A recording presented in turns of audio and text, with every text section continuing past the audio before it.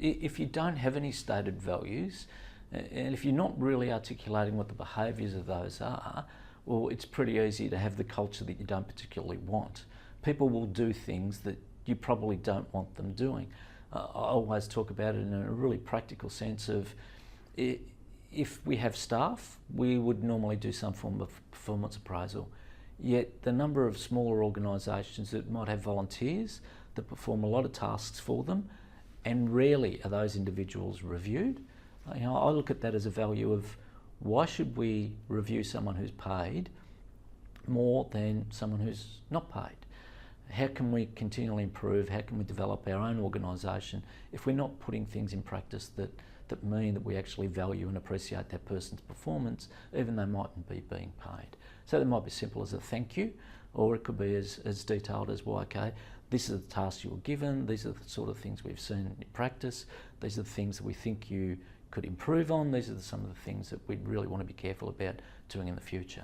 So it's a mutual respect and a shared responsibility for the whole organisation to be true to the values that we actually do articulate. But if we don't articulate them, it's pretty easy to hit ones that aren't there. It doesn't need to be a huge review. If I was to say to most board members, if this is what we signed on to, are you actually delivering on what you signed on to? Simple litmus test, how many meetings am I turning up to?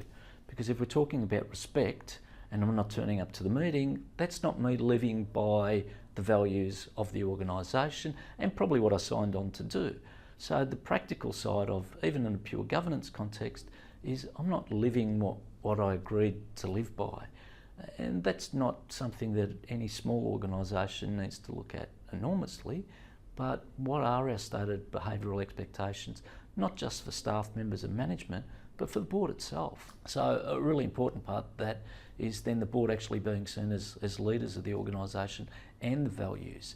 And where we see trouble is that boards are actually disengaging with that operational element and just in effect, de facto, leaving that to management to lead the discussion of values and behaviours, and them not recognising that when that breaks down.